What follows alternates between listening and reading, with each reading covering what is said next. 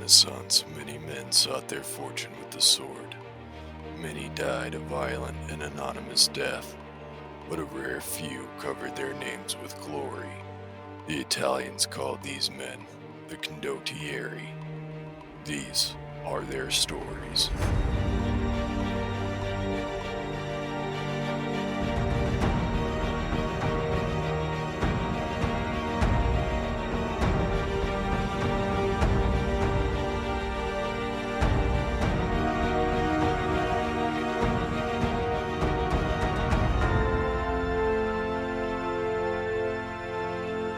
During the Renaissance, there were times that the condottieri were masters of their own destiny when they fought small battles for gold and glory, or vengeance, when their individual names and deeds were on the lips and the pages of every chronicler in the land.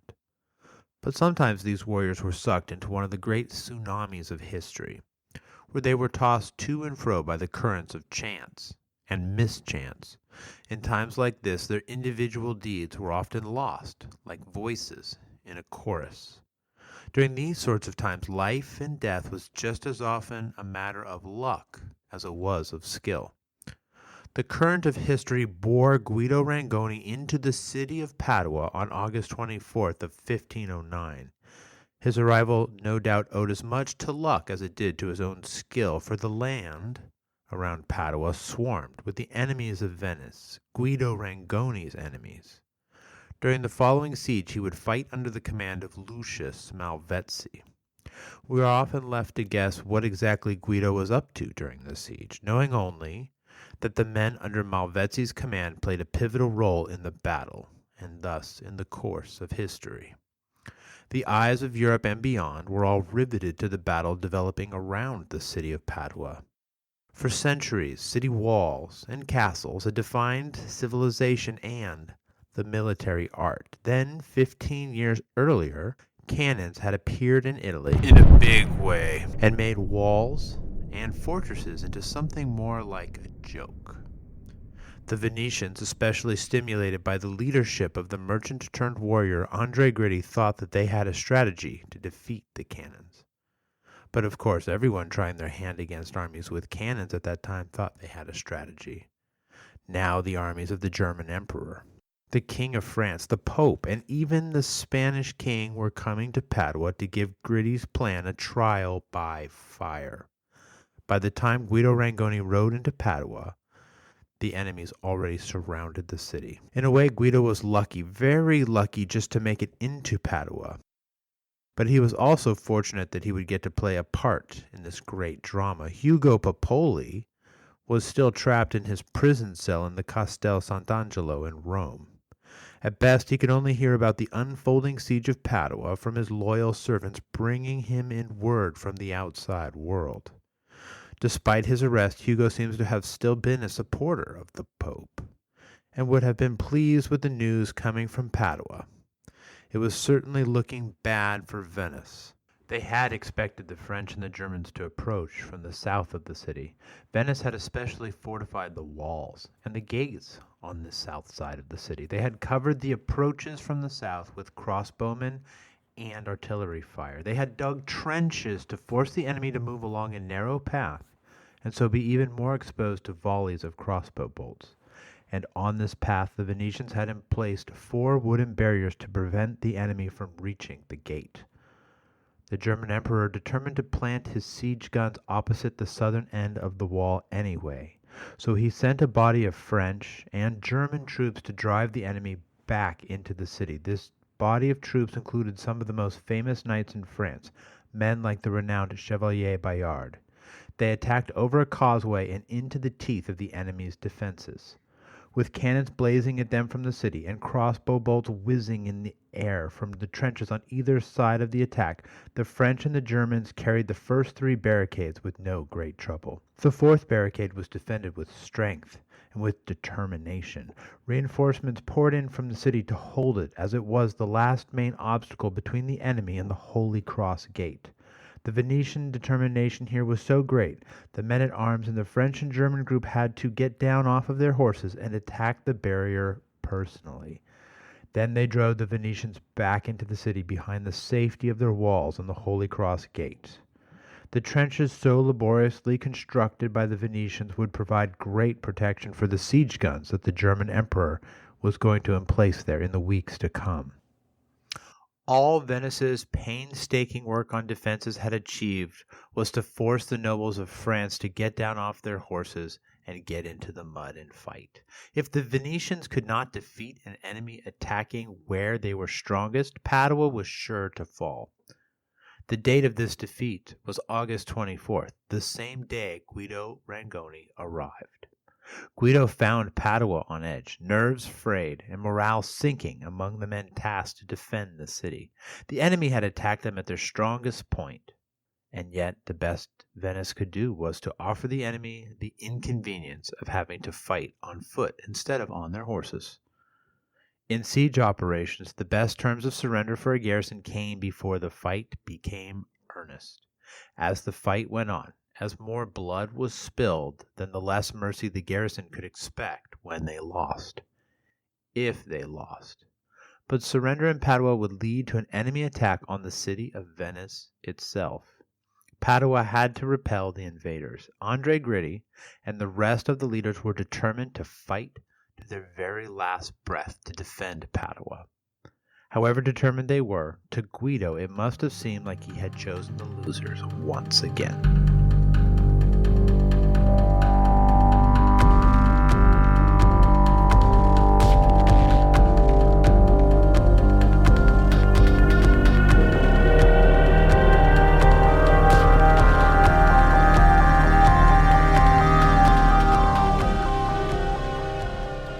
Guido Rangoni had a penchant for choosing the wrong side in a fight. Left to his own devices, he would not have chosen the Republic of Venice. They had little to recommend themselves in this fight against the League of Cambrai, an alliance that included almost every other country in Europe. So why had he chosen to fight for Venice?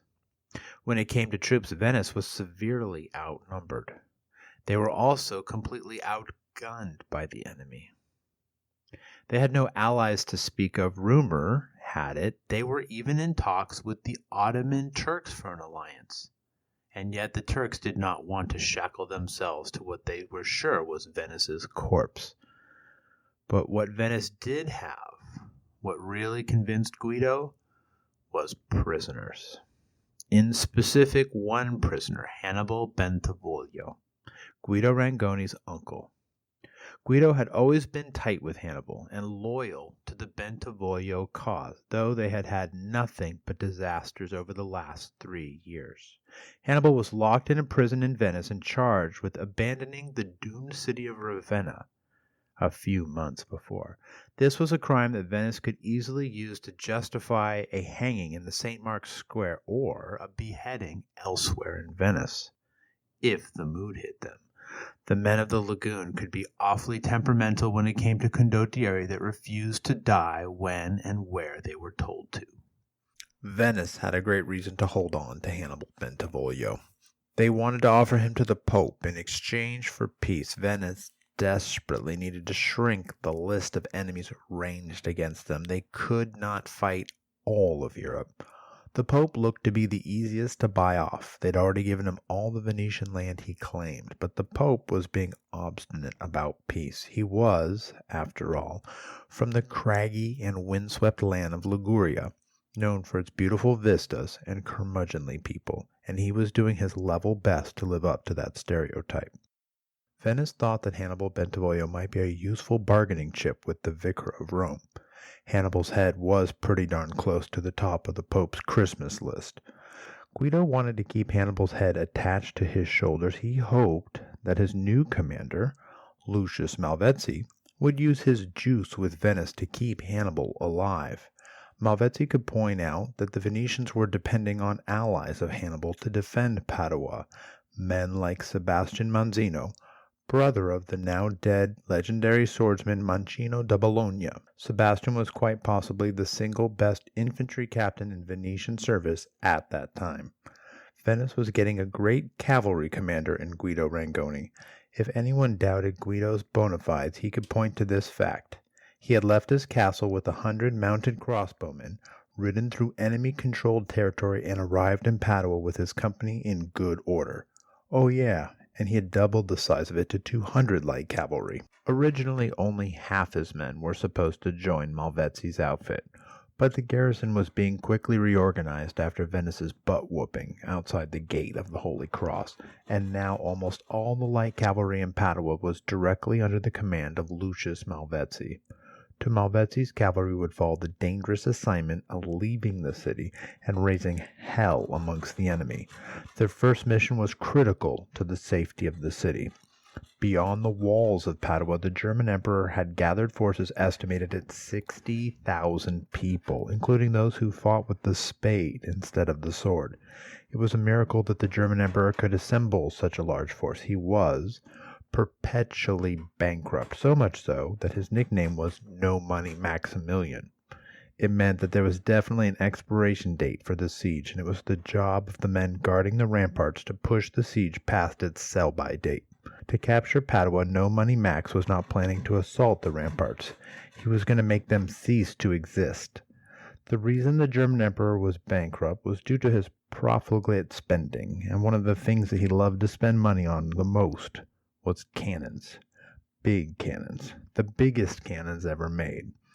To turn the walls of Padua into brick dust, No Money Max brought 100 of these cannons over the Alps, through the mountain passes, and into Italy. The guns were now in Vicenza, some 20 miles from Padua. The largest and most famous guns, such as the Wake-up Call or main gun Leo, had barrels 600 millimeters in diameter. Guns like these could fire a 600-pound projectile hundreds of miles per hour into a brick wall with devastating effect, and they could do it multiple times per day.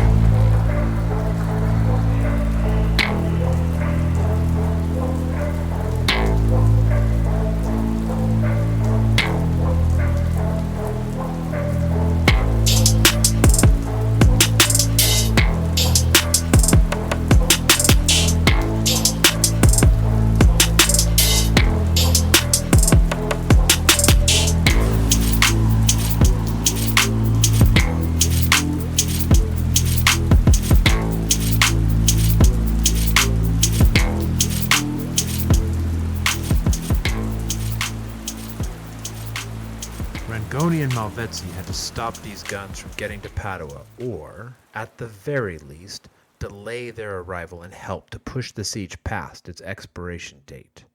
Was the enemy stupid? Did the enemy think to allow their cannons to just proceed willy-nilly toward Padua without an escort? Of course not. To protect the guns, the French and the Germans sent a force of 4,000 infantry and 2,000 men-at-arms to Vicenza. This was a far stronger force than Lucius Malvezzi could hope to put in the field. But the enemy had a weakness that would manifest throughout the siege. The various leaders of the force sent to escort the cannons could not agree on the best route to take Padua. The disagreements between so many big egos was exacerbated by there being captains from 4 different nationalities vying for glory in the force. So they did not assemble into one large force and proceed directly to Padua. The enemy artillery force dispersed. Some took the direct overland route. Some came by river to the south side of the city. Still others took wider, unpredictable routes. Here then was the big opportunity for Guido and the rest of Malvezzi's force. They pounced on one of these smaller forces a few miles from Vicenza, but such was the strength of the enemy force that the Venetian cavalry was driven back and sent to Padua to lick its wounds. Emperor 2, Padua 0. But the Venetian cavalry had demonstrated its ability to ride through the gaps in the enemy's defenses. Moreover, they had noted the absence of strong enemy forces around the locks, diverting water away from Padua. Malvezzi decided to reprise the action, and a few days later, he sent a fast-moving flying column with cavalry infantry, and even a few light cannons outside of Padua once again. They made for the town of Lonigo, just a few miles outside of Vicenza. The enemy here had resurrected an ancient lock to stop the flow of the Bacchione River to Padua, the river protecting the western side of the city. The force destroyed the lock and restored the river going back to Padua.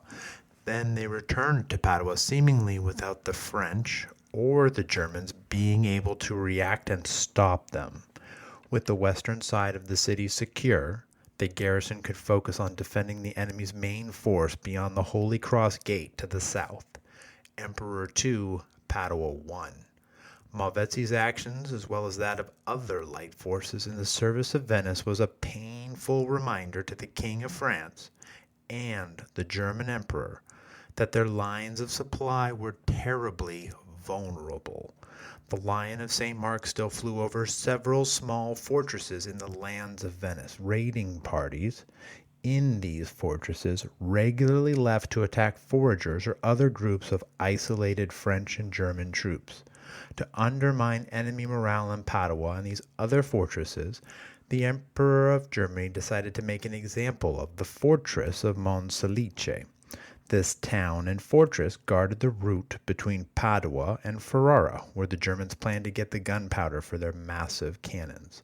The work done to protect Padua had not been done to protect Monselice. The Germans turned some of their cannons against this fortress and unleashed hell. Monselice fell faster than a prize fighter on the wrong end of a Mike Tyson uppercut. Then, to let the folks in Padua know what was coming to them, the Germans put to the sword virtually the whole garrison and all the residents of town, even the babies.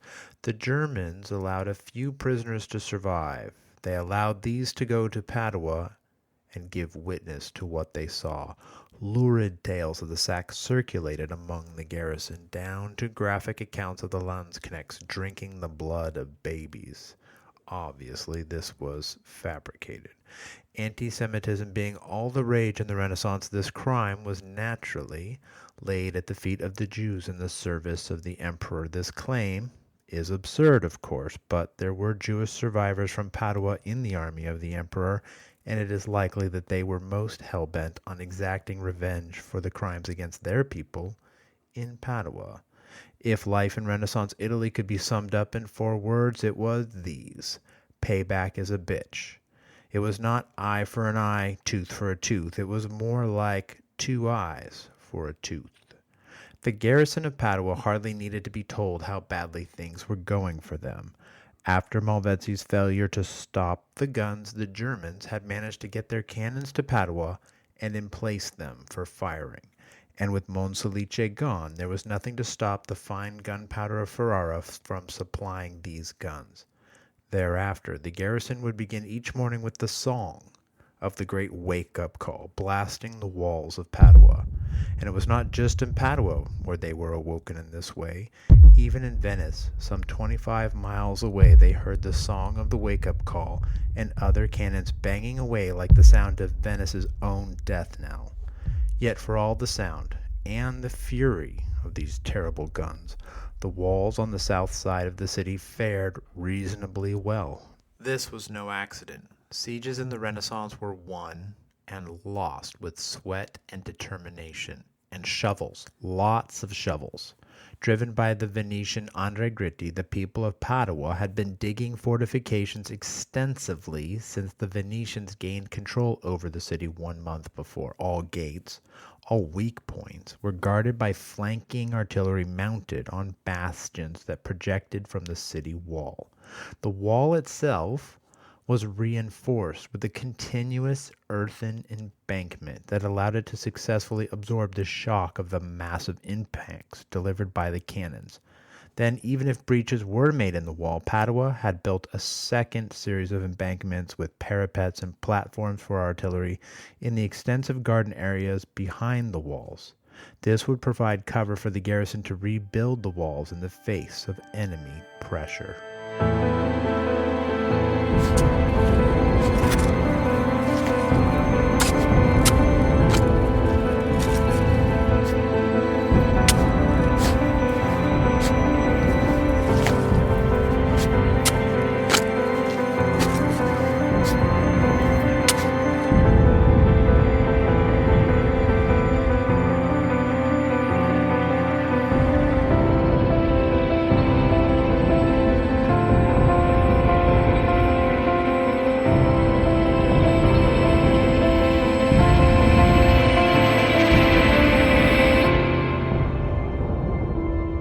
south side of Padua, the Venetians were not about to concede control of the area before the walls to the enemy.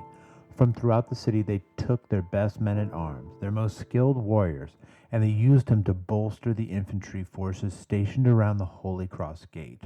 They put these knights under the command of the bold Venetian commander, Marcus Bragadino. If you listen to our Halloween episode, you may remember this name. Marcus Bragadino was the father of the man who was executed in such a gruesome manner by the Turks that had helped to galvanize all of Europe to rally behind the Republic of Venice and fight the Turks. But that is much, much later in the future. Bragadino led the forces around the Holy Cross Gate on forays beyond the walls to keep the enemy on their back foot. Stripping the best men-at-arms from the other commands in Padua did weaken the other sectors of the city, though. The French and the Germans and their allies sought to take advantage of this by extending their siege works to other parts of the city. The west side of the city looked particularly vulnerable. Here, the walls were not so strong as they were on the south side. Here, the defense was based on a wide, water-filled ditch. This made it nearly impossible to cross. It was a sad bunch of bastards indeed that tried to swim through water in armor, and it made it completely impossible to tunnel under the walls. As we said earlier, sieges in the Renaissance were fought as much with the spade as they were with the sword. Well, the French and the Germans had brought their shovels to the fight too. They soon set to digging a channel to divert the waters of the Baccaglione River away from Padua, away from the water-filled ditch that protected the west side of the city. This time they were going to build the diversion works close to the city. This time they were going to build it closer to their army so they could protect the works. The western side of Padua was the sector Malvezzi and Rangoni were responsible for defending. The diversion of the water seriously undermined their ability to defend the western sector of the city, an ability compromised by the loss of their best men-at-arms to the defenses of the Holy Cross Gate. But the diversion of the river created a problem that echoed beyond Malvezzi's sector. Morale was already flagging inside the beleaguered city. One night, shortly into the siege, an artillery commander had deserted to the Germans, taking a few of his cannons over the walls with him. Supplies coming into the city were crucial for maintaining morale. Malvezzi wrote repeatedly to the Venetians, exhorting them to take all steps possible to make sure supplies kept coming into the city, to keep that fighting spirit alive. As they were primarily sending supplies by riverboat, the drying up of the Baccaglione River threatened the ability of the Venetians to supply Padua and to keep the fighting spirits going. To stop the diversion of the water, Malvezzi planned a daring attack. He joined his cavalry forces to the Umbrian infantry of Zitolo from Perugia. This infantry commander would cover his name in glory during the siege of Padua, but more on that later. They likely used another foray of Bragadino's boys on the south side to disguise their operation. To the enemy, it just appeared to be yet another raid. These men-at-arms and infantry assaulted the trenches near the walls as they had been doing for many days on. Then in the midst of this fight, everything changed. The gates were thrown open, and thousands of light cavalry and infantry forces poured out of the Holy Cross Gate. Knowing Guido Rangoni, he was almost certainly leading his men at the tip of the spear. They punched a hole through the German defenses on the south side of the city and made like bats out of hell for the diversion works on the Baccaglione River. A hue and cry went out quickly through the enemy forces. Here was a chance to trap the garrison on the wrong side of the walls. Here was a chance to isolate those forces of the enemy and cut them to pieces. The besiegers quickly launched an attack on the Venetian infantry, holding open a path of retreat for Malvezzi's cavalry and Zitolo's infantry. Further off, Chevalier Bayard suited up and gathered together with a command of the best warriors in the enemy camp, the French gendarmes. Perhaps it was the Chevalier himself, or perhaps another of the French captains that sensed that this was the decisive moment in the siege, that here was a chance to tip the scales decisively in their favor. While the Germans were intent on attacking the enemy holding open the lines of retreat, the French gendarmes headed toward Padua with an entirely different, an entirely more dangerous plan. Meanwhile, Malvezzi and Zitolo's forces quickly overwhelmed the enemy's engineers and pioneers. They rapidly destroyed the diversion works. As they headed back toward Padua, they could see water flowing back into the riverbed of the Bacchiglione River. The first part of their mission was a success, a victory. Now they had to make it back into Padua, lest that victory become a Pyrrhic one. 500 years later, the details of the fight that emerged are a bit fuzzy, but this seems to have been what happened. Bragadino's men were fighting off the German landsknechts well enough to keep open the line of retreat to the Holy Cross Gate, but they were under a tremendous amount of pressure. Meanwhile, the Chevalier Bayard and the rest of the French gendarmes approached the walls, dismounted from their horses, and assaulted the ramparts near the Holy Cross Gate. The attention of the Venetians seems to have been so fixated on the battle to keep open the line of retreat into the city that they left the ramparts relatively unguarded. Here then was an attack that threatened all of Padua. A great fight for the ramparts was joined. The gendarmes penetrated past the first line of defenses, then gained control of the second line of defenses. They stood on the precipice of victory. The defenders could not push them back out. It seemed only a matter of time before the enemy reinforced their position and collapsed the entire defense of Padua. The decisive moment then came when the commander of the garrison placed a pair of light anti-personnel cannons in a well-placed position. Here they were able to fire at the enemy's forces from the side, such that each shot mowed down multiple enemies, no matter how good their armor was. Under this pressure from the fighting right and left of the penetration, the French position was driven back out of Padua, out beyond the walls. Malvezzi's and Zitolo's men were able to return to Padua in victory, though the whole gambit had been a closely run, perilous thing. The western side of Padua was secure.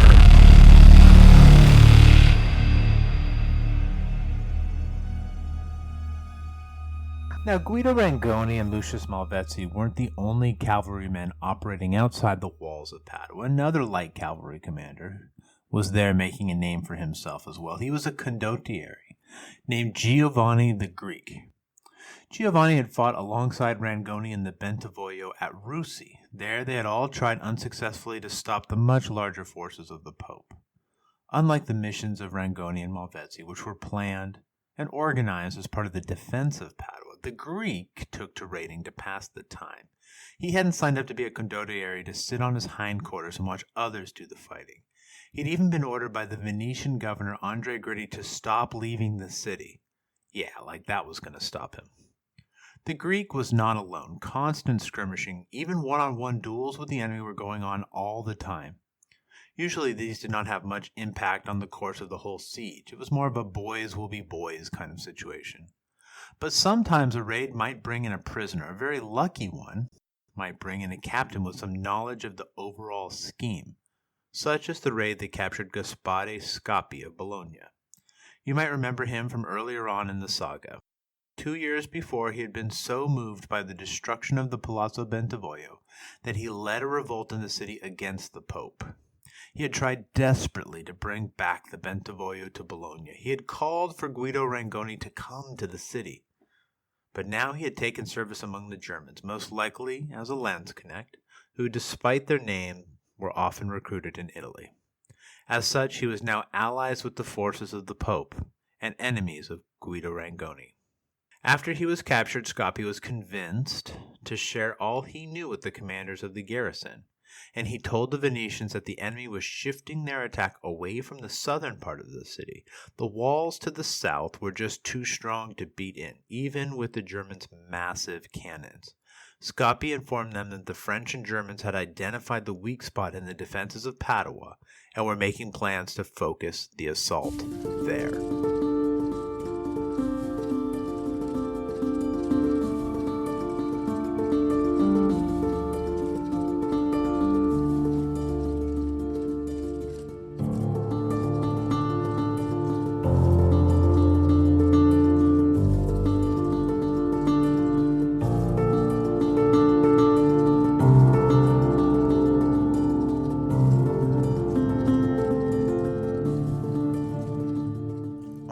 northern side of the walls. On the opposite side of the city from the Holy Cross Gate stood the Codalunga Gate. This is a name familiar to all Bolognese fencers. Codalunga means long tail in Italian. It was so named because this section of the wall tailed away from the main walls of Padua. The area within the walls was too narrow to have the strong and wide earthen embankment that backed the walls to the south and absorbed the shock of cannon fire. Nor could they count upon a watery ditch like the western side of the city. The canal that ran on the north side of the city at that time was fed by a different river than the one on the west. This river had been easily diverted. Now, the Venetians weren't stupid. They recognized the weakness of the Codalunga Gate and the walls to either side.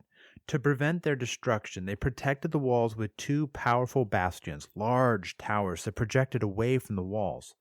This did little to help the Venetian soldiers forced to man the walls. They were basically fish in a barrel required to guard the walls, while massive cannons rained massive projectiles against them. Under the rain of such force, the walls crumbled, just like the men protecting the ramparts. Try though they might to repair the walls during the few respites from fire, it was clear to everyone watching that the walls would fall.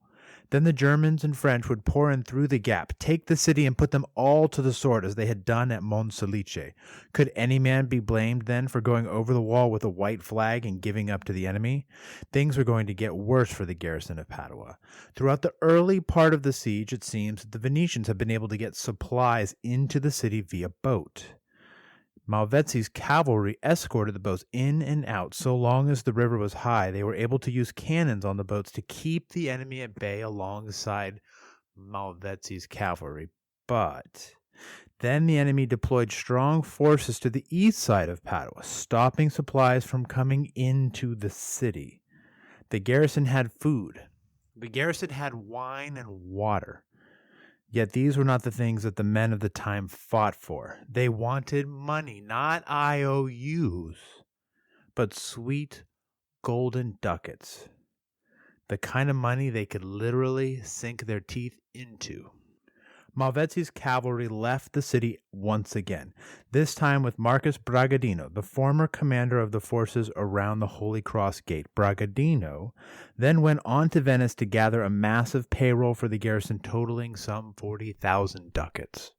When the money was ready, the Venetians sent messengers letting Padua know that gold was on the way. From Venice itself, Bragadino led his gold-laden horses on a roundabout route through the enemy's forces. And on September 20th, Lucius Malvezzi burst from the city of Padua with 600 light cavalry and 100 men-at-arms. He made a rendezvous with Bragadino and some men escorting a mule train. They were about 10 miles from Padua and behind enemy lines. Unfortunately for Lucius Malvezzi, there was a traitor in the Venetian camp, a traitor that let the Germans and the French know what was happening, that they had better be on the lookout for a convoy going to get gold for the garrison and raise morale. The French came after him and the 40,000 golden ducats, but Malvezzi had been warned by friendly peasants, one of the advantages of operating in home territory. Malvezzi made hell for leather back to Padua, punching a hole through the enemy force. In the fighting, Malvezzi was wounded in the face, but he escaped. He and his riders managed once again to return to the safety of the walls, losing only 8 men-at-arms and an unknown number of light cavalry, and the mules carrying the money for the garrison. Or so the French thought. Just like a Hollywood caper, Bragadino had brought the mules as decoys. When the French seized the mules, they found that they were indeed decoys, with grain sacks on their backs laden with sand. The gold was with Bragadino's men and with Malvezzi now. He and the riders, and most importantly, the golden ducats, made it into Padua. Once again, Malvezzi had bested the French cavalry. The daring episode caused morale in the city to soar. With gold in their hands, the garrison of Padua was in a fighting spirit. They were going to need that fighting spirit, for on that same day, the walls around the Codalunga Gate finally collapsed.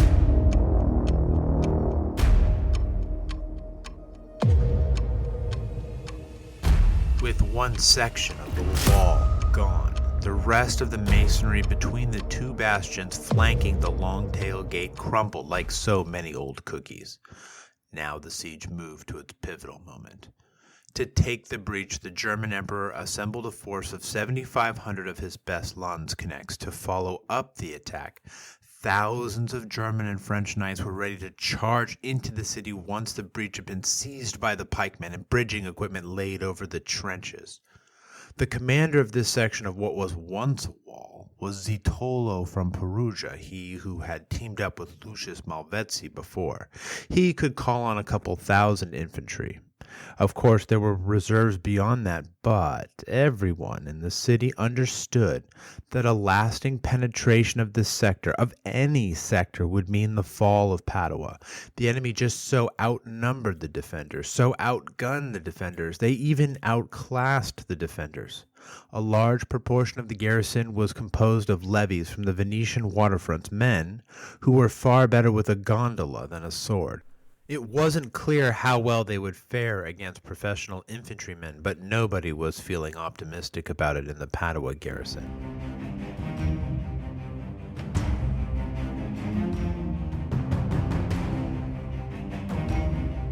In the early hours of the day, the Landsknechts assembled in the siege trenches beyond the walls. Normally, most Landsknechts carried long pikes into battle. As they were going to have to scramble over rubble to get into the fight, many would have left their longer weapons behind.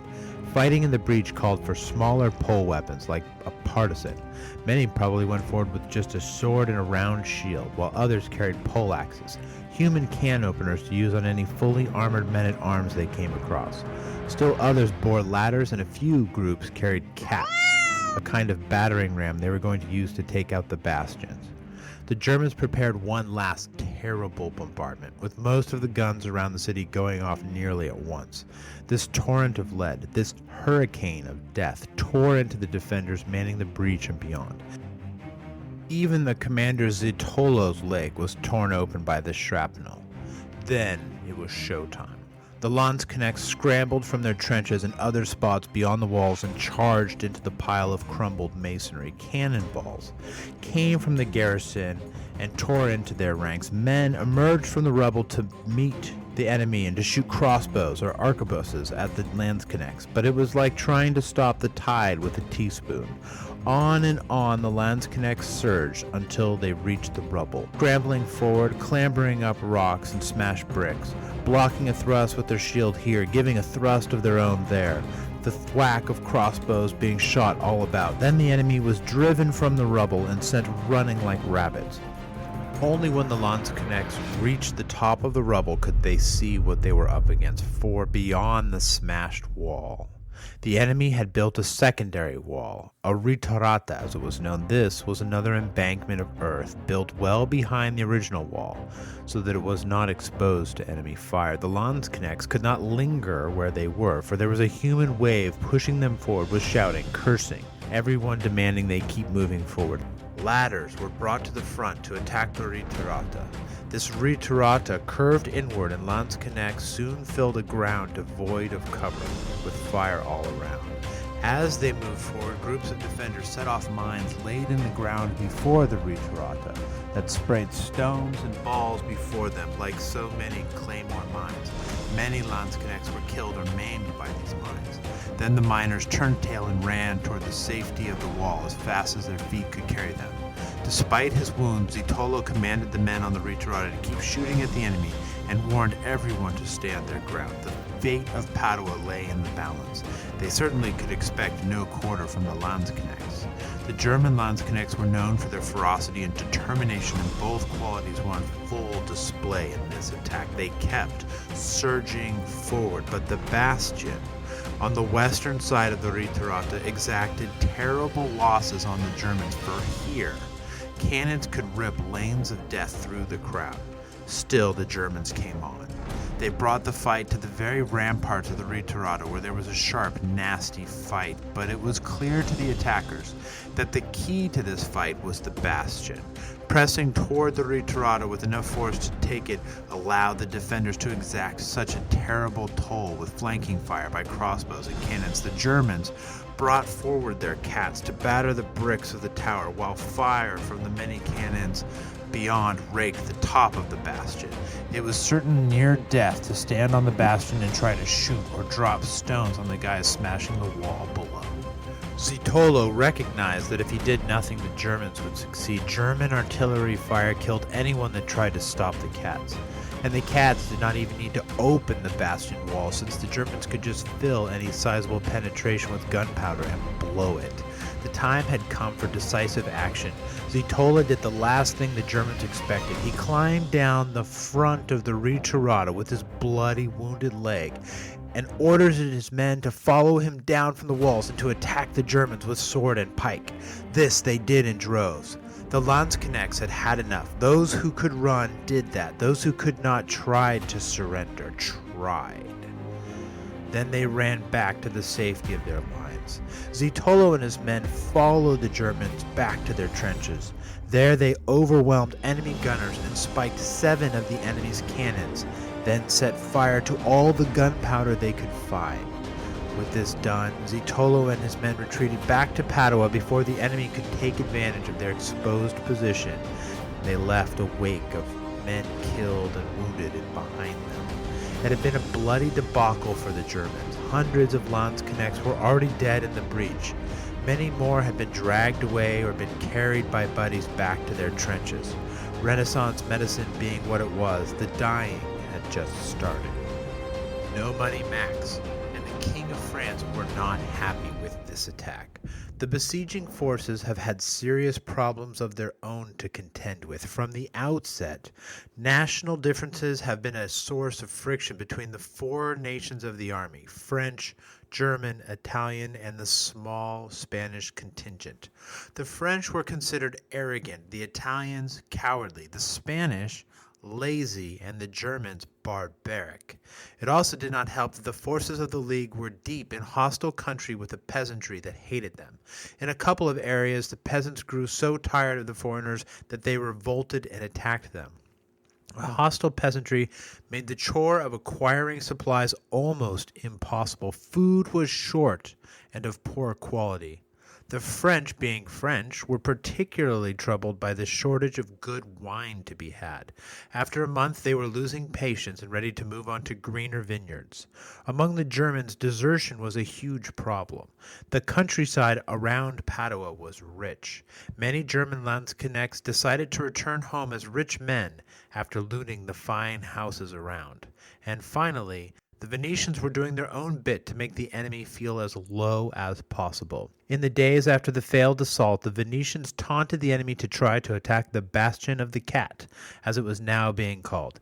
They captured a cat in the city and tied it to a pole by its tail. Now, obviously, in our age, this is wrong. But animal cruelty was not an idea familiar to people in the Renaissance. They were still wrestling with the idea of human cruelty.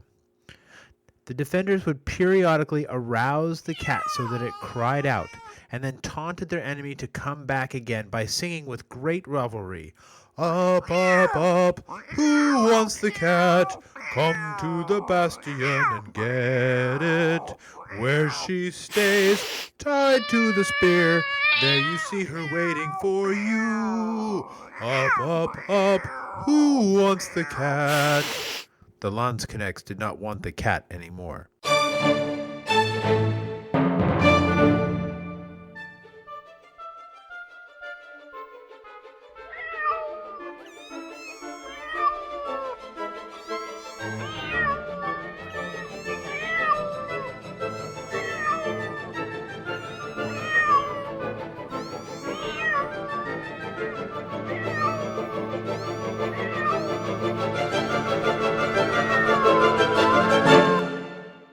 Yet the emperor was sure that one supreme effort would conquer Padua.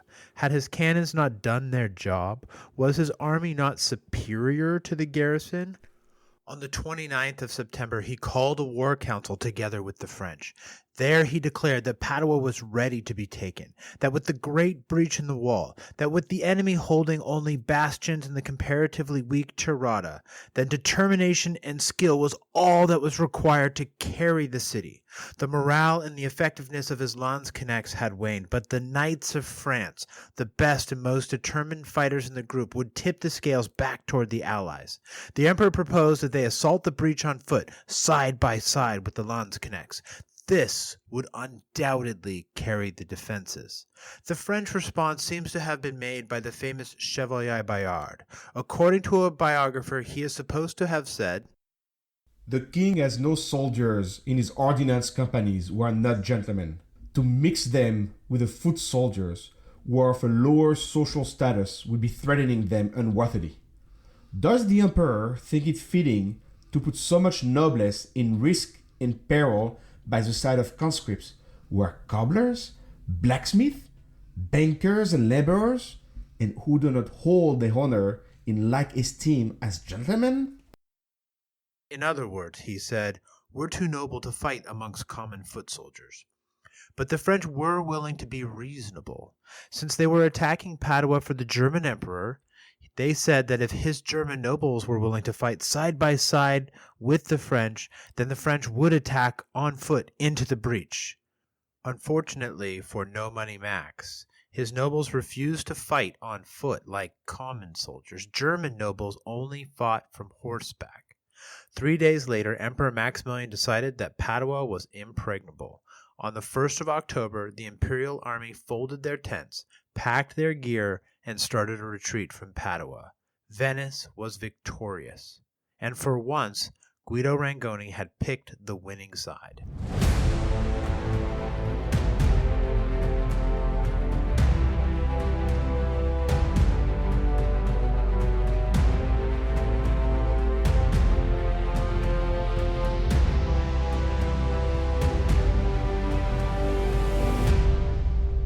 His service with the Venetians would prove pivotal in protecting his relatives. When the Pope demanded that his uncle Hermes Bentivoglio be sent to him in chains, a deal was worked out whereby Hermes Bentivoglio left Venice and lived under house arrest with his wife's relatives near Rome, where Hermes would remain until breaking out during the next summer.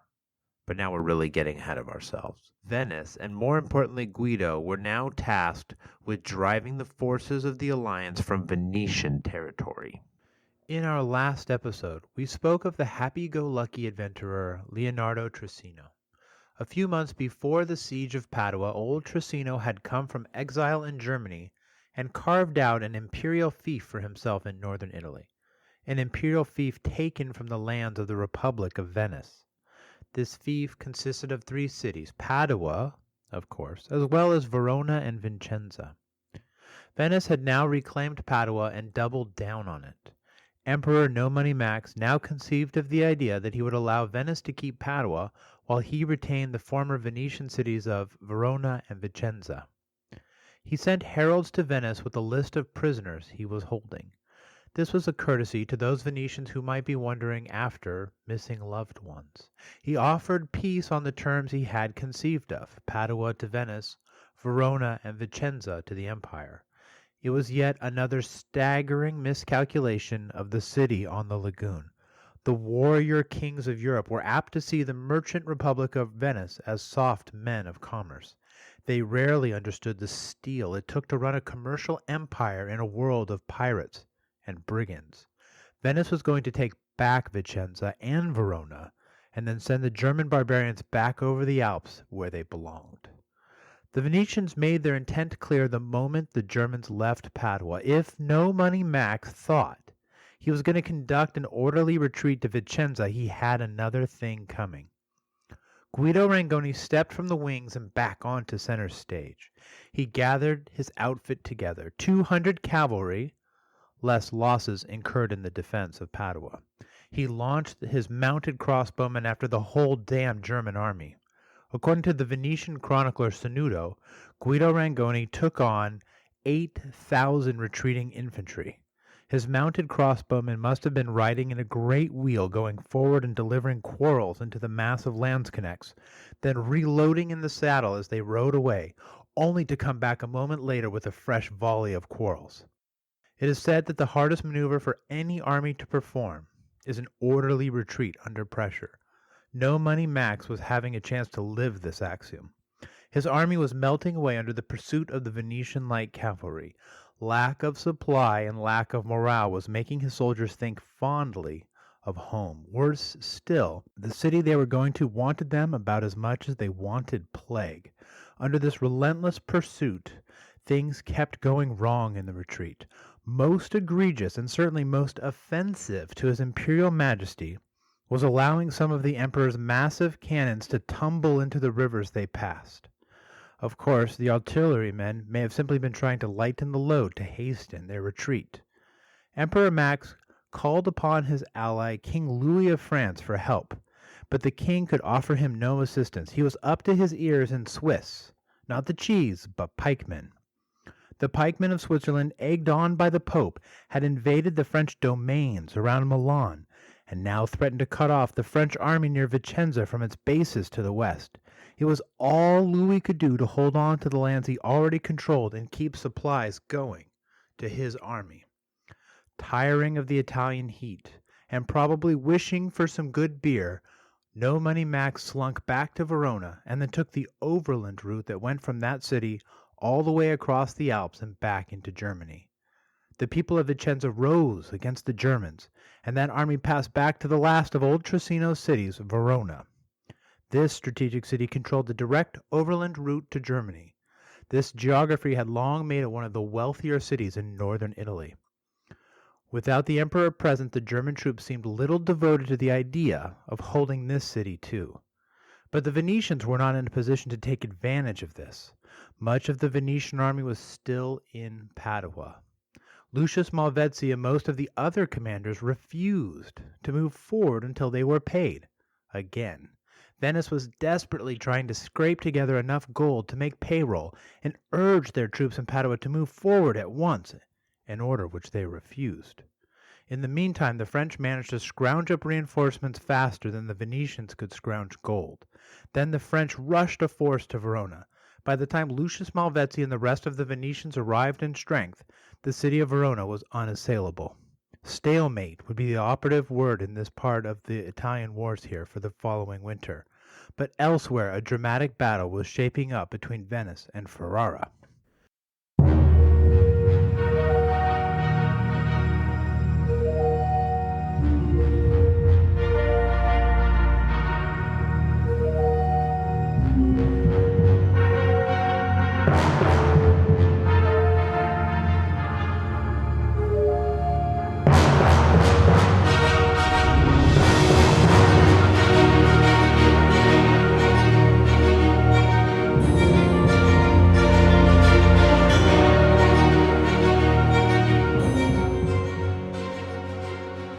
Vicenza and Verona weren't the only places where Venice was looking to exact some payback.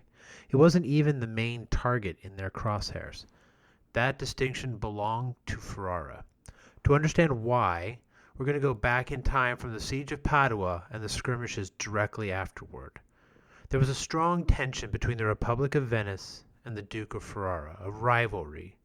This conflict stemmed from struggles over the white gold of Renaissance Italy. Salt. It was so valuable it was worth killing for. Venice was the big salt dealer in the area, and Ferrara kept trying to cut in on their monopoly. Their struggles over salt had led to a war 25 years before, known, unsurprisingly, as the Salt War. In this war, Venice had crushed the Ferrari's river fleet and forced an uneven peace on Ferrara, a peace that required Ferrara to surrender an area of land known as the Polesine. This was a border territory between the two countries, a thin strip of marshy land about 10 miles wide between the Adige and Po rivers, the two largest rivers in Italy. Control of the Polesine allowed Venice to invade Ferrara at will, to launch raids on Sunday morning and be home in time for Sunday dinner. Having control of the Polesine was like getting to keep a dagger at Ferrara's throat. Naturally, the Duke of Ferrara had joined into the League of Cambrai with France, Germany, and the Pope. Recall that in May of 1509, Venice had had their asses handed to them at the Battle of Agnadello. That's about 3 months before the siege of Padua. After Venice's whooping at Agnadello, the Duke of Ferrara went straight into the Polesine and drove out the Venetians. For the Venetians, this was not unexpected. The Polesine was a border territory, and it was the nature of border territories to be lost at times. But then the Duke of Ferrara did something unpardonable. He left the Polesine. He went over the Adige River, and he invaded Venetian territory. He conquered a half-dozen Venetian towns, real towns, with real Venetian citizens living in them. Of course, the Venetians had lost more than a few towns to the King of France and the German Emperor by this time. But they could stomach that idea. Those were powerful monarchs with powerful armies. But the Duke of Ferrara had been a Venetian peon. The Venetians had even kept a steward in Ferrara to tell the Duke what to do whenever Venetian interests were involved. The common people of Venice were infuriated at the Duke's attacks on their territory. How dare he? The people of Venice formed crowds baying for Ferrari's blood. They demanded that the Venetian government take immediate action against the Duke of Ferrara. Under such pressure, the government decided to divert forces away from their attack against the French and to focus on Ferrara. An army would travel south from Padua and retake the cities that the Ferraris had seized. This army would also reconquer the Polesine. But that was just the tip of the iceberg. Venice was also going to launch a large fleet to attack the city of Ferrara itself. The core of the fleet were the 17 war galleys, newly constructed by the Republic, long seagoing ships that carried over 200 men each. There were also dozens of smaller craft in the armada. Venice had the ships, but they needed crew. Service in the fleet meant full exposure to winter weather. Galleys were single-deckers without a roof, and there a man had nothing but a cloak and a blanket to keep off the winter chill. To get Venetians and other adventurers to serve in the campaign, Venice promised that those who joined the fleet could sack the city of Ferrara. They could take the city, they could hold it upside down, and then shake all the loot loose from it. And after that, they could hold anyone worth anything for a ransom. The sack of Ferrara would make many rich men. For many, it was worth a few weeks' chill and a little risk to become one of these rich men. By the time the fleet set sail to attack Ferrara, the Venetians could count on a force of 8,000 men on the river. The Venetian commander of the naval expedition was not particularly enthralled at the idea of taking Venetian galleys up the Po River. The galleys had a draft of 5.5 feet, and the river right then had a depth of 6. It had been a dry year in northern Italy. But Venice told the fleet to go. The people demanded it. So the rowers bent to their oars and pulled the massive galleys away from the city, the ships shuffling along the surface of the sea like giant centipedes. The people of Ferrara knew what was coming. At the very first word from Venice that they might raise a fleet, villagers along the Po River abandoned their homes and their farms. They took their cattle inland, away from the river. The people of the city of Ferrara itself had grave doubts about the ability of the Duke to defend them despite the walls around the city. They sent their clothes and their jewels to friends and relatives in Bologna. The villagers were right about their farms. Like a plague of locusts, the Venetians alighted upon the Po River and looted and destroyed the villages there. Occasionally, a cannon on the South River bank loosed a shot at the Venetian fleet, but these had no real effect.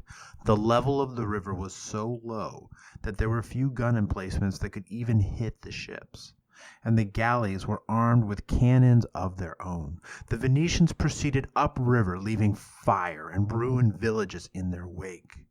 They went all the way toward the city of Ferrara itself.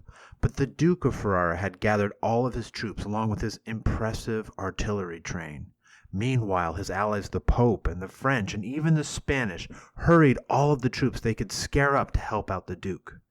This force was adequate to drive the Venetian fleet and its men away from the city of Ferrara. Venetian dominance of the Po did prevent the Duke of Ferrara from sending reinforcements into the Polesine. One by one, the cities north of the Po fell back into Venetian hands. Once again, Venice held a dagger to the throat of Ferrara. The Venetian commander concocted a fresh plan to win in Ferrara by bringing the fleet to an area the fleet was familiar with. This was a river crossing located at a bend in the Po, where a small island stood in the middle. To the north was the village and fortress of Policella. To protect the fleet, the Venetians built a redoubt on both the south and north sides of the river. They particularly strengthened the fortress on the south side, the side facing the Ferraris. Its cannons could fire on the Duke's men practically before they even thought of emplacing a cannon to fire on the fleet.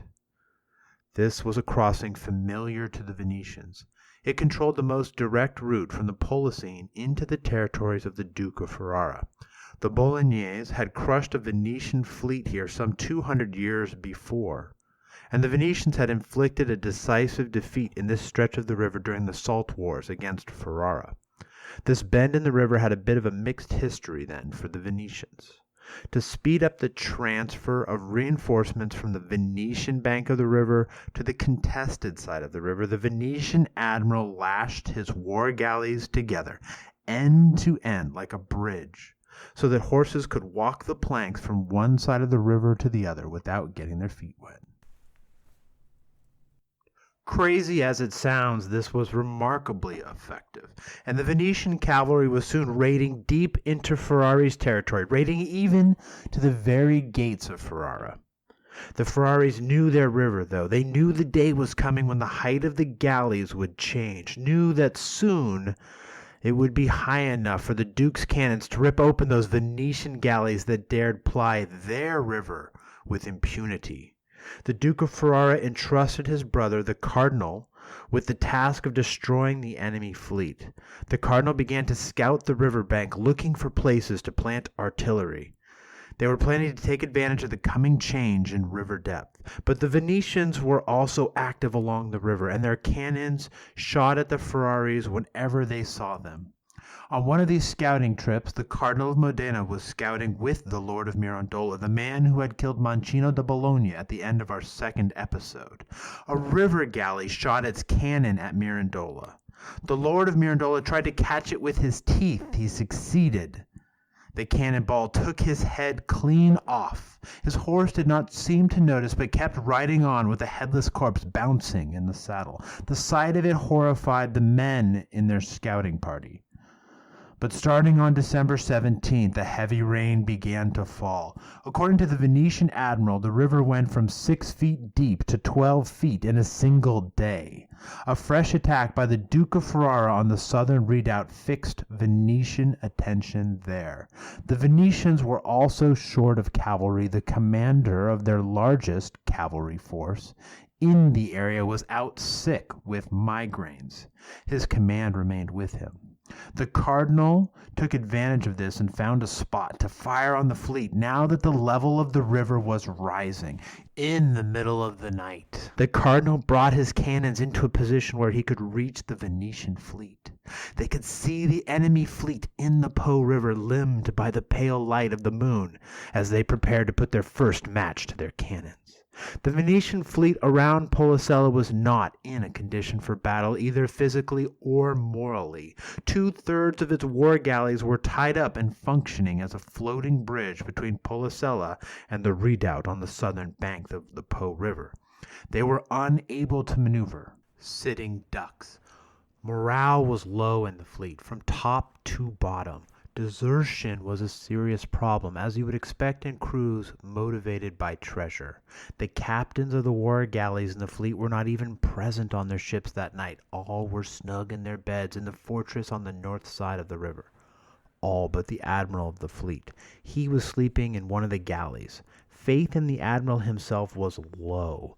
Most people thought they should be back in Venice by now, and that the only reason they were acting as a bridge was so the Venetian commander's loot could be more readily brought north across the river. Around 4 a.m, the night was torn by fire and explosions as the cannons of the Cardinal of Modena opened fire on the fleet. Right away, a lucky shot smashed through one of the ships and found its powder magazine. In a torrent of flame, the magazine blew up. A fierce rain of fire spread to the ships around it. Night was suddenly turned into day, according to the poet Ariosto. The bridge across the Po began to break. The guns still on the galleys tried to fire back at the Cardinal's batteries, but the tables seemed to have been turned. The guns on the river bank could now fire at the fleet on the river, and the guns on the fleet could not fire back at the guns on the shore. It was not long before the oarsmen manning the fleet decided that they wanted to go home. But in all of the chaos, one of the large war galleys grounded on the island in the middle of the river. With its stern backing out into the river, it narrowed the area in which galleys could pass, since their draft meant that large portions of the river were still unpassable. And as panic spread, there was a stampede to get away from the cannons, to get downstream, to get away from the guns, and if possible, to get back to Venice. This narrow area of passage created a zone of death in the river. It made the job of covering the river with cannon fire all the easier. Ships entered this zone of death, and cannon fire blasted them to pieces. As one Ferrari's commander noted, it was more like a duck hunt than it was a battle. To avoid being blanketed with fire, one of the galleys swerved toward the south side of the river, but they went too far and grounded on the river bottom. There was a body of Spanish soldiers here that raked the galley with arquebus fire as it desperately tried to back off. But of course the strong current of the river here was driving the ship onto the river bank, and the galley, like all the galleys of the fleet, was short of oarsmen. Amazingly, some of the ships did make it past the zone of death in the river. Unfortunately, in doing so, they simply managed to go out of the frying pan and into the fire. The Ferraris had lined the river bank with more cannons. As the Venetian ships made it out of the zone of death, they had to run a gauntlet of fire, cannons belching flames along the riverbank.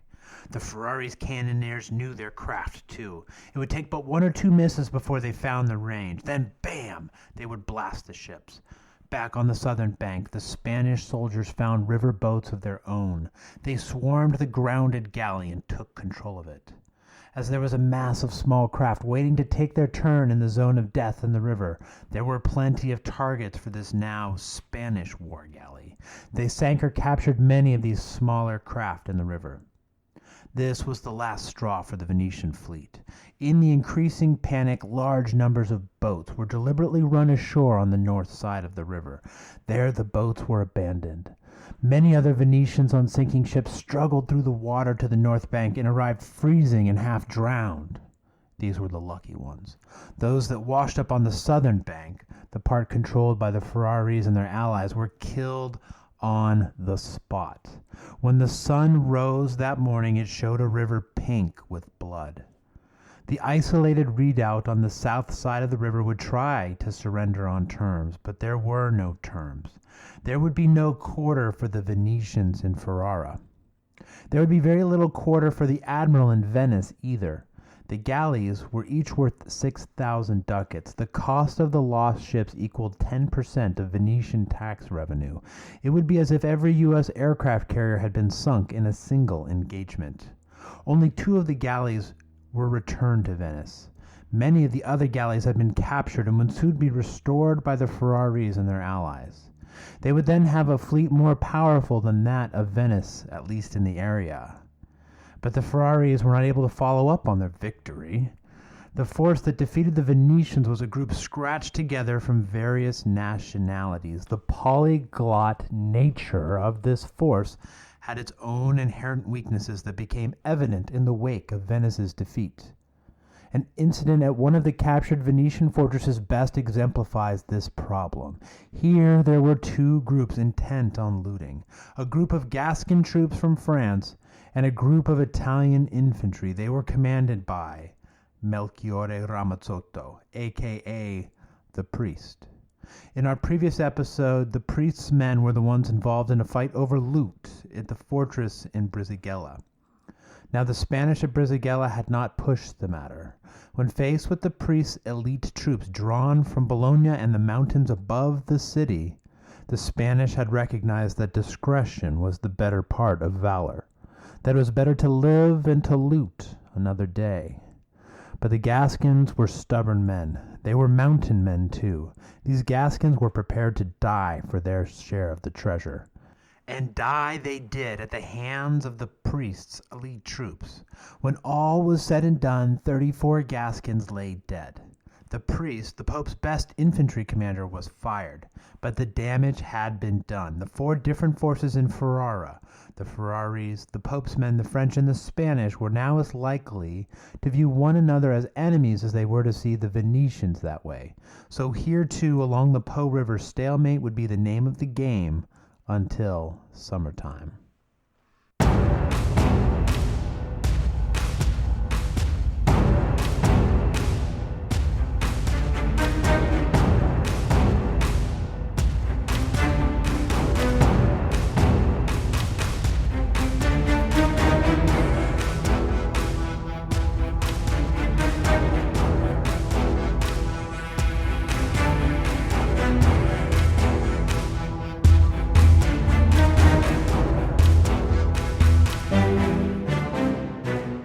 Guido Rangoni missed the debacle at Policella. He spent that winter facing down the French army outside the city of Verona. It was a winter of discontent, of stalemate. The Venetian army wasn't strong enough to attack Verona, and the French were not strong enough to send the Venetians back to Padua. The infantry and artillery on both sides hunkered down in their bases and tried to keep warm by their fires. The cavalry on both sides had another way to stay warm. They left their hearths to engage in a deadly sport of raids and skirmishes. Heart-pounding action could ward off the chill just as well as a pleasant fire. The French were used to dominating in cavalry actions, but that winter they became aware of a skilled new commander facing them. This commander was enterprising and resourceful. He harried French foragers. He cut off their supplies. He set ambushes. He launched surprise attacks. According to the biographer of the French knight Chevalier Bayard, this Venetian commander lent a real zest to life in what would have been an otherwise dull and dreary winter. Here is an action typical of the cavalry games played that winter. The Chevalier decided to use some foragers as a bait to draw out the Venetian cavalry. He then sent his lieutenant with a small force to accompany them.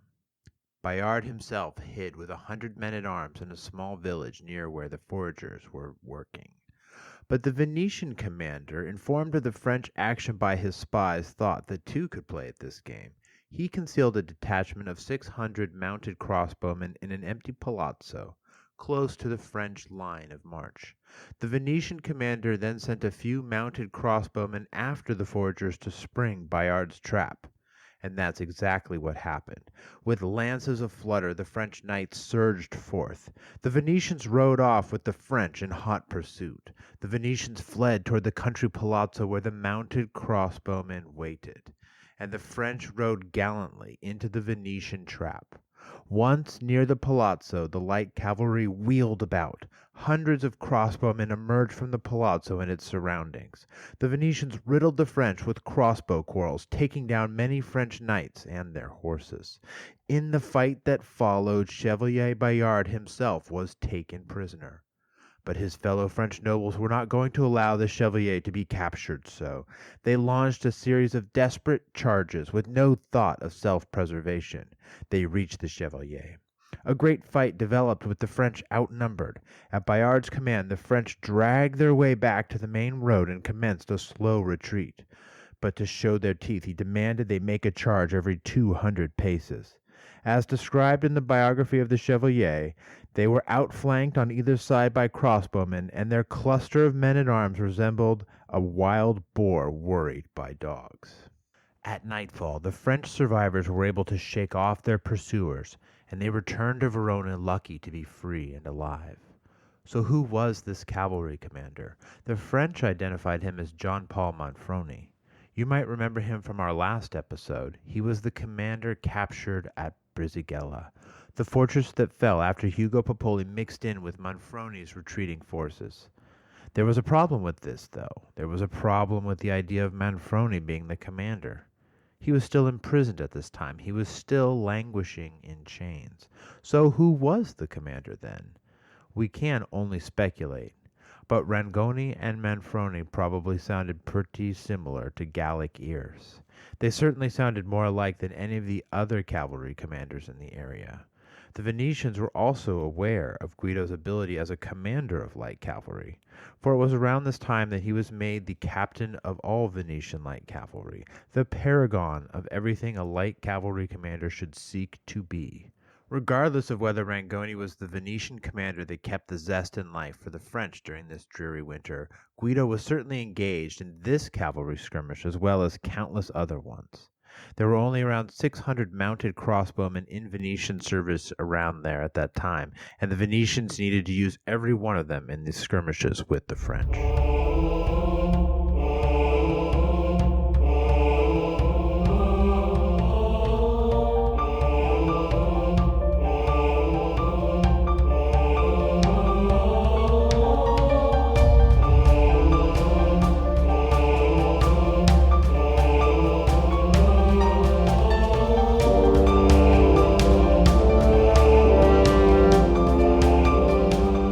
Checked with our old friend Julius in a while. You remember him, right? The Pope?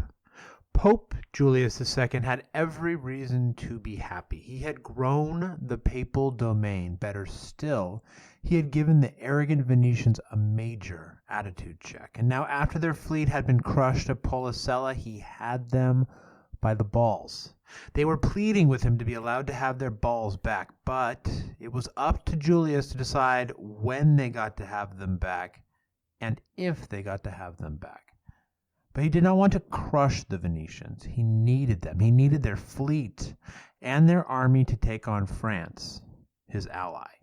Sure, this would be a betrayal of France, and sure, France had been of critical use to the Pope. It was thanks to them that he controlled Bologna. It was thanks to them that he controlled the Romagna and could recruit the skilled Brisighella infantry. It's doubtful if he ever felt a scintilla of gratitude for their help. Julius didn't really do gratitude. Julius was forcing Venice to change their policy towards the Pope's ally, Ferrara. He made sure that they received freedom of navigation through the Adriatic, Venice's personal sea. He also insisted they were not forced to pay the expensive tolls on ships that went up the Po River. Why was this so important to Julius? The Duke of Ferrara had been instrumental in defeating the Bentivoglio when they tried to retake Bologna. The Duke of Ferrara had been providing the guns for the Pope's successful campaign against Brisighella and Russi. As the flag-bearer of the papal army, the Duke of Ferrara had helped the Pope during his attack on Padua. His crushing defeat over the Venetian fleet at Policella had forced the Venetians to throw themselves at the Pope's feet and beg for mercy. The Duke of Ferrara had been such a reliable ally that the Pope had given him the Golden Rose, the award for his most faithful servant. Negotiating for the betterment of the Duchy of Ferrara was the least the Pope could do for this faithful ally, right? Here was a chance to express his gratitude to his most faithful servant. But Julius didn't do gratitude. The Pope had decided that he wanted Ferrara for himself and didn't want to be forced into paying tolls to Venice. Now, what reason did Julius have for wanting the city of Ferrara other than the obvious one, of course, that more cities are better? He claimed that he was angry that the Duke of Ferrara was too close to the King of France. And there was an element of truth to this, but mostly the truth seems to have been this. Like France, the Duke of Ferrara had served his use to Julius. And just like a man whose wife has grown gray and long in the tooth, he wanted to be rid of her, but could not just out and out say that, because then no one would want to deal with him. Instead, he kept making unreasonable demands to the Duke of Ferrara, including demands like, "Give me Ferrara," demands that the Duke could not accept. Thus, bit by bit, the Pope obtained his casus belli against Ferrara and France and the d'Este family that ruled the city of Ferrara. With Venice at heel, with Bologna firmly in his grasp, and the Bentivoglio seemingly disposed of, with the rest of the papal states quiet, Julius envisioned a new Italian order with himself at the top of the heap. "Drive the foreigners from Italy" became his cry. Never mind the fact that he had been instrumental in bringing the King of France over the Alps and into Italy. What was a little hypocrisy to a prince of the church. As winter passed and spring took hold across the land, and then summer came and armies started to march in earnest, there would be a new game. The Pope and Venice allied against France, Germany, and Ferrara. This new phase would pit the Bentivoglio on one side as allies of the French, and Guido Rangoni on the other as a Venetian condottiere. This arrangement was not particularly unusual. The tangled weft and warp of marriages and alliances among northern Italians pitted many family members against one another. Navigating the situation was thorny indeed. Politics and business meant that they often had to undertake distasteful alliances and make bedfellows of their enemies.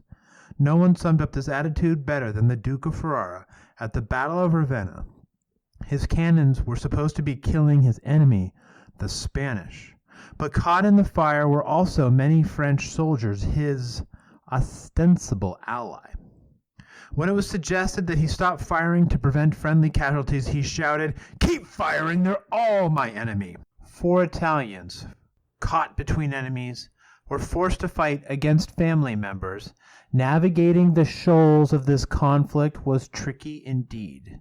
But in 1509 and 1510, no one had a trickier reef to navigate than Isabella d'Este, wife of the Marquis of Mantua and beloved sister of the Duke of Ferrara.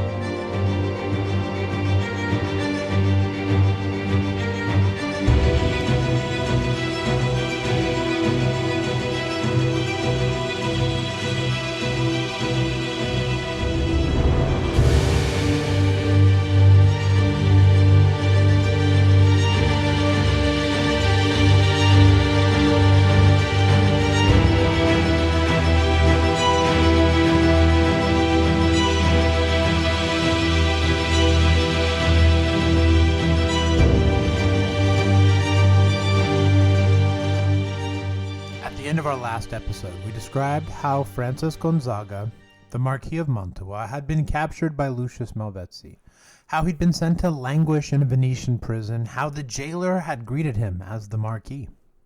Here Gonzaga had corrected the jailer, noting that Gonzaga Jr. was now Marquis and was still in Mantua with his mother.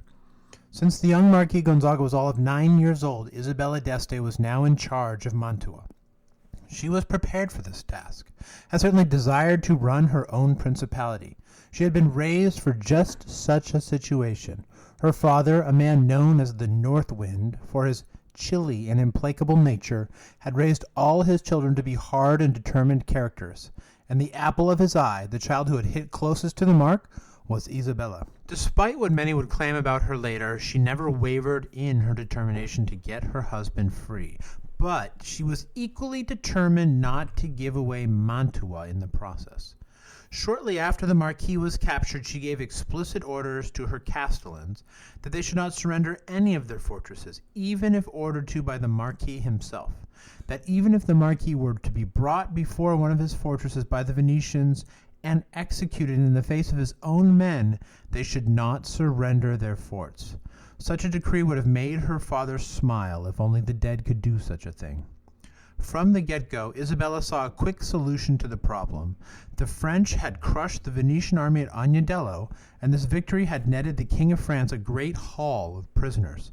The biggest fish in that haul was a general named Alviano. He was probably their best general, certainly their most admired. He was as bellicose as he was ugly, and Isabella naturally thought the King of France could exchange him for her husband. Yet Isabella's minister to the king told her that he was unwilling to trade the Venetian general for her husband Gonzaga. Alviano was a top condottiere, a major league star. Her husband was more of a bench player at best. Not a bad guy to have in a pinch, but definitely not in the same caliber as Alviano. The minister also told her that if she pushed her case, it would only aggravate the king. The King of France did offer to send French troops to help her keep her garrisons fortified. Isabella thanked him for this kind offer, but said she could manage with the troops she did have. When she tried to get No Money Max to help her get her husband released, he also demurred, but he did offer to send someone to govern Mantua in her stead. He also requested a loan from her. Isabella said, "Thanks, but no thanks."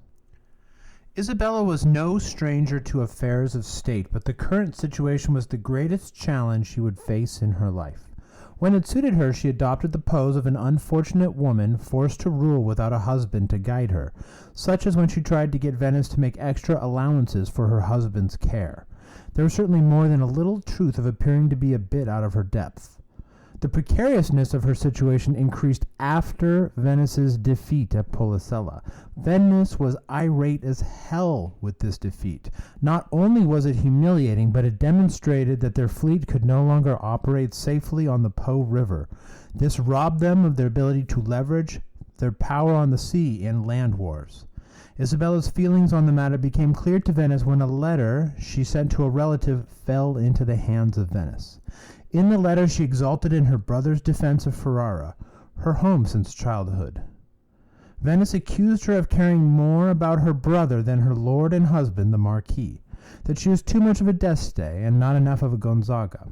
And to put the screws to Isabella, Venice began telling Francis Gonzaga that the only reason he was still confined was due to his wife's perfidy. Of all the things Venice did to put the heat on Isabella, this was the most effective. This was the most painful thumbscrew. Though she did her best to seem a cool customer, she was tormented by the growing hate her husband seemed to hold for her. Venice knew how well this was working too.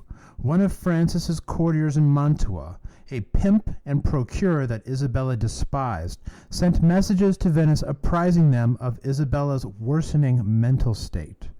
Her husband's psychological state was even worse. Some men bear up against confinement well enough. Francis Gonzaga was not one of these. He fell into a deep despair and depression. He wept continuously and declared that he wanted to die. He begged and pleaded for the company of one of his servants who had been captured with him. Isabella tried to send him friends to comfort him, but Venice turned them all away. The melancholy inflicting the Marquis became so bad that Venice was forced to relent a bit and allow him to change prison cells between day and night. This wasn't done from any kindness, just from the understanding that if he became sick and died, they would lose a valuable commodity. Strangely, help for Isabella would not come from her allies, but from an enemy. The first cracks in the impasse between Isabella and the Venetians were caused by the Pope. During the winter after the siege of Padua, Venice lost their other general. They were seeking a replacement, and various names were bruited about, including that of Lucius Malvezzi. Yet none were really quite satisfactory. The Pope suggested the Marquis of Mantua could become their new captain general and could fit the bill nicely. The Marquis loved this idea. Naturally. Venice had reservations. What was to stop the Marquis from just going home once they released him from captivity? It was going to take a lot more than a pinky swear to convince Venice they could depend on Gonzaga. What they needed was collateral, a lot of it. Venice told Isabella that they would release the Marquis and they would make him the captain general of the Venetian army. She just needed to hand over the fortresses of Mantua. Oh, and her children would have to be hostages. And she would have to be a hostage, too. That's all they asked. Isabella told them where they could stick their demands. She wanted to free her husband, but she was not going to give away Mantua in the process. Husbands were easier to replace than a principality, but the Marquis was desperate to escape captivity. He demanded that his wife send their son to the Venetians as a hostage. She refused. When it was suggested to Gonzaga that his son could be all the hostage Venice would require to release him, he hatched a half-assed plan to kidnap his son and hand him over to the Venetians. Some men bear up against prison better than others. Gonzaga was not one of them. His plan fell apart. It was going to be up to Isabella to let him breathe the fresh air of a free man once again. But the sharks were truly at Isabella's door now. Her allies were growing restless with her. At the very first whiff that the Marquis might take service as a Venetian condottieri, that Mantua might switch sides, they began to demand her eldest son. Not as a hostage, mind you. Oh no. For his education. The King of France in particular insisted to Isabella that her husband had promised to send her eldest son to be educated at the French court. Isabella played the mom card as much as she could, that under such trying times as she was in, she could not possibly part with her eldest son. It was just more heartache than one woman could possibly bear.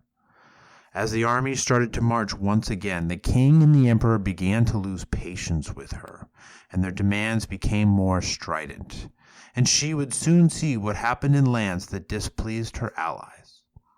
In the first battles between the League of Cambrai and Venice after the winter, the advantage clearly went to the League again. The Venetians who had lingered near the French army around Verona over the winter were decisively beaten. The Venetians were sent running back to Padua, leaving Vicenza to the victorious allies. Unfortunately for the victorious German conquerors, by the spring of 1510 there was little loot to be had in Vicenza. The city had passed back and forth so many times, been looted so many times, that getting loot from Vicenza was like trying to squeeze blood from a stone. The villas around Vicenza were also empty.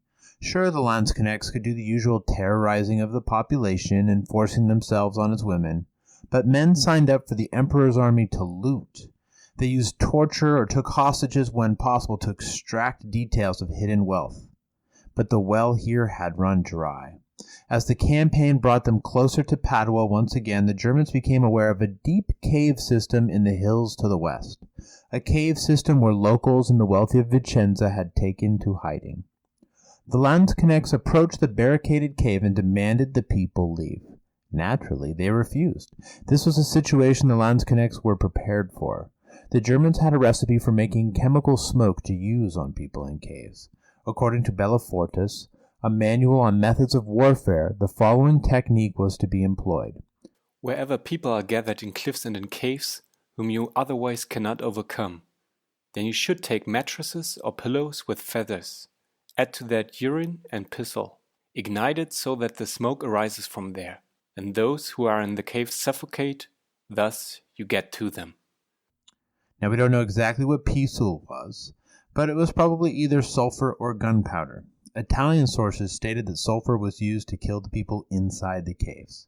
Whatever they used, when it was all said and done, 1,200 people lay dead.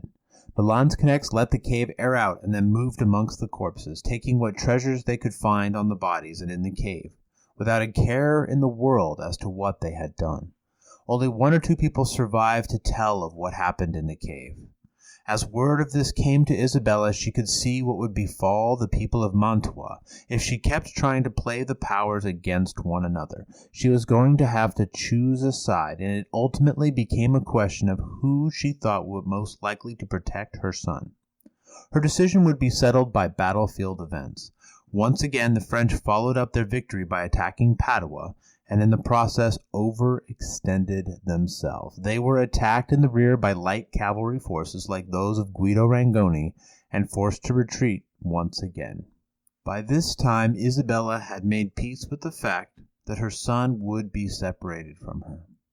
She thought it in the best interest of her family to side with the Pope, for now.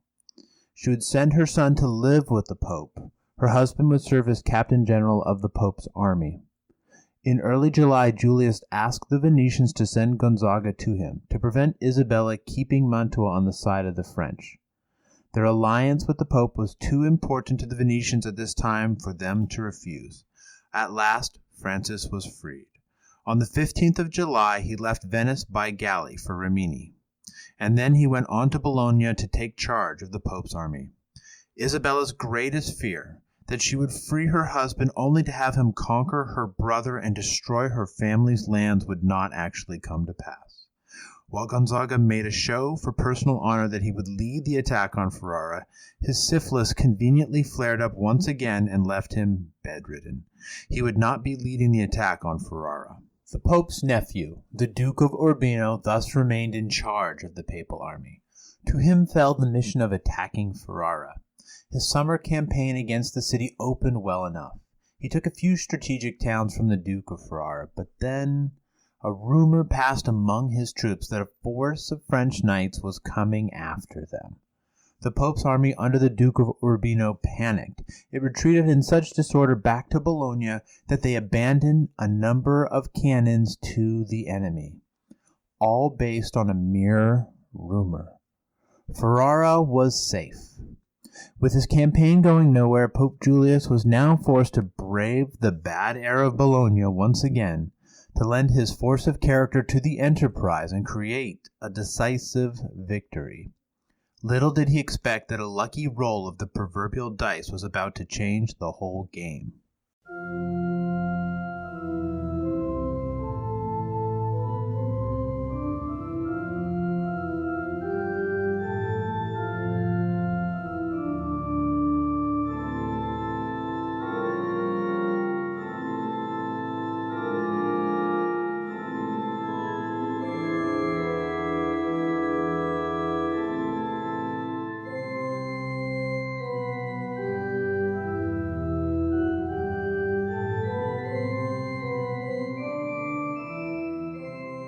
We now have to talk about the city of Modena. If you've got balsamic vinegar in the house, there's a good chance it's from the Modena area. The same holds true if you have a Ferrari in your garage. Due to an accident of geography and politics, this relatively small city near Bologna became, for a time, the very fulcrum of European war and diplomacy. Modena controlled the route that connected French bases in Milan with the city of Ferrara. This allowed the French to reinforce the Duke of Ferrara at will. Modena was controlled by the Duke of Ferrara, but the big family in town was the Rangoni clan. Guido himself was on the outs of Modena, and so the big cheese was his cousin and rival, Gerard Rangoni.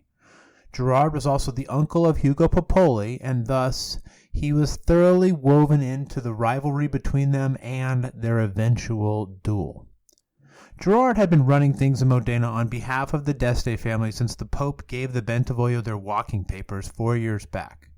Gerard had been helpful to the Duke of Ferrara and the Pope against the Bentivoglio. We can safely assume he had a strained relationship with Guido. He also used his position to persecute his political opponents.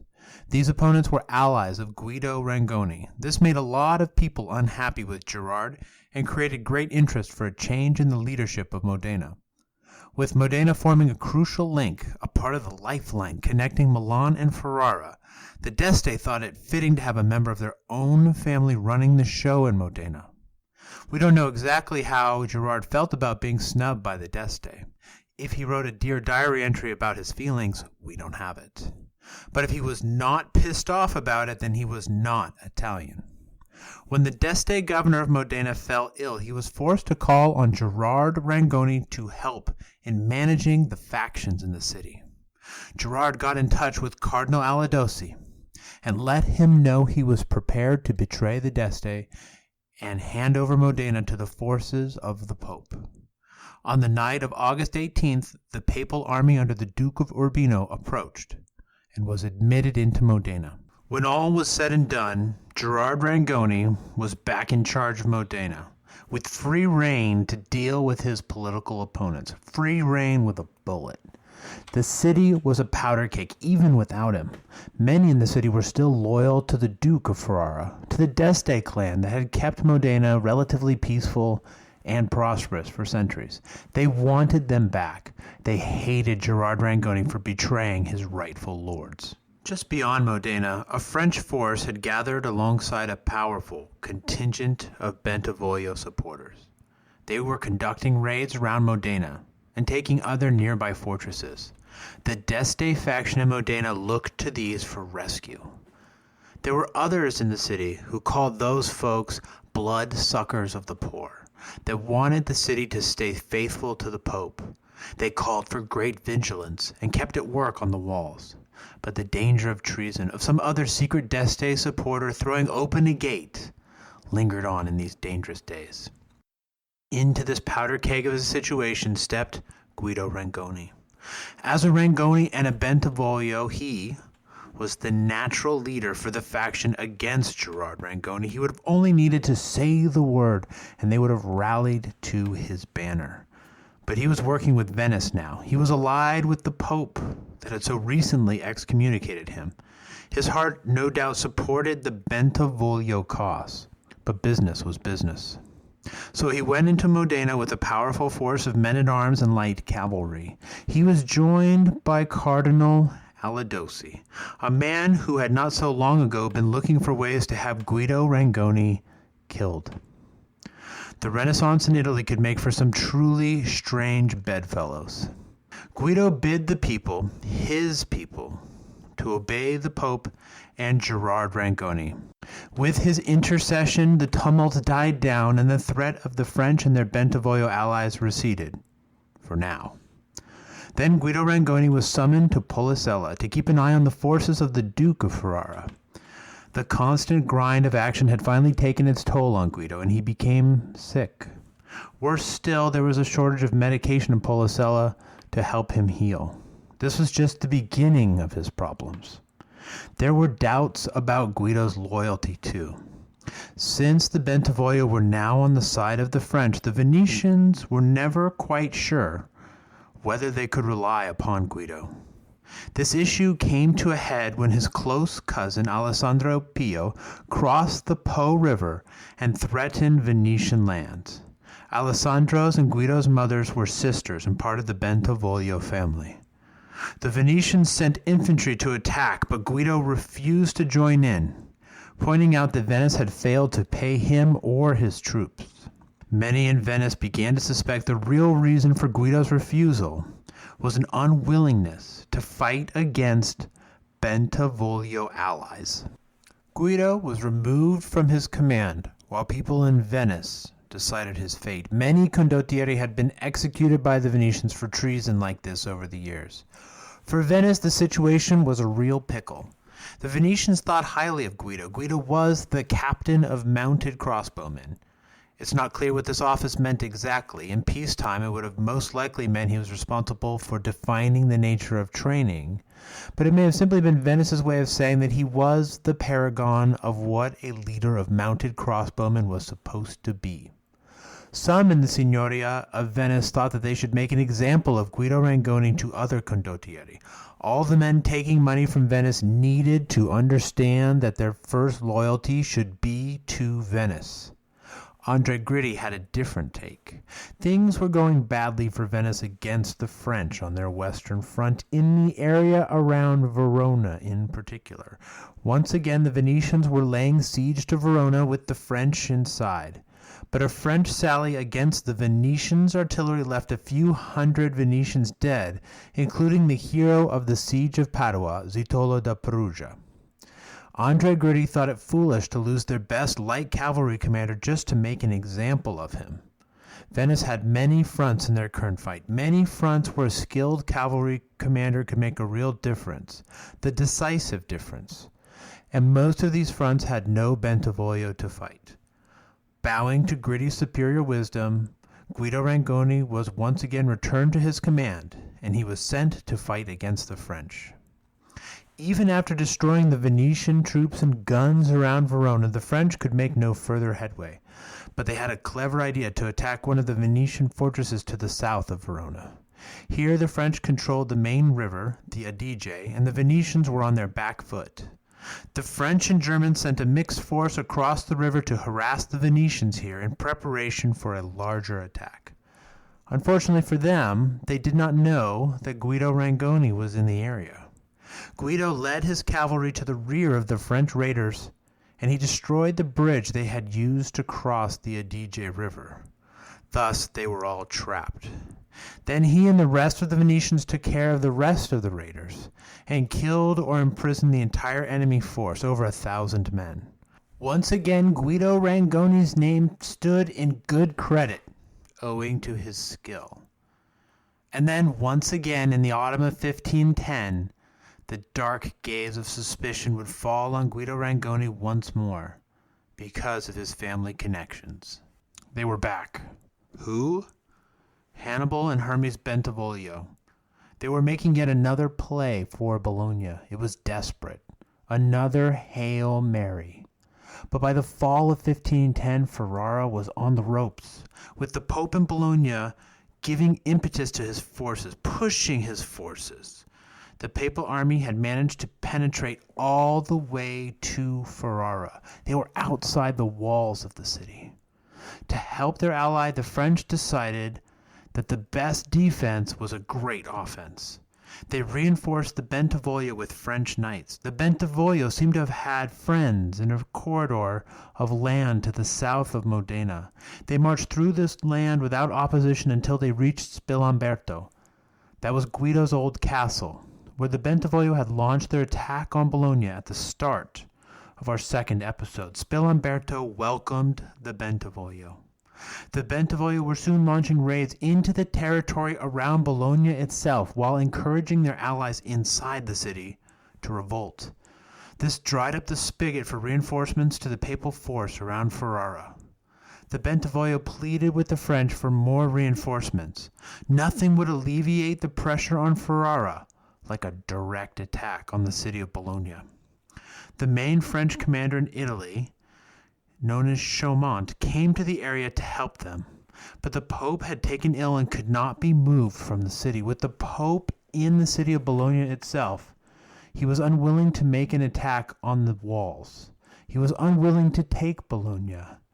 Though the French had the troops for an assault, no one wanted to take the chance that the Pope would be murdered by their troops. Likewise, the people in Bologna did not dare revolt with the Pope in the city. Julius II was considered a bad pope, a wicked pope, but he was still the Pope.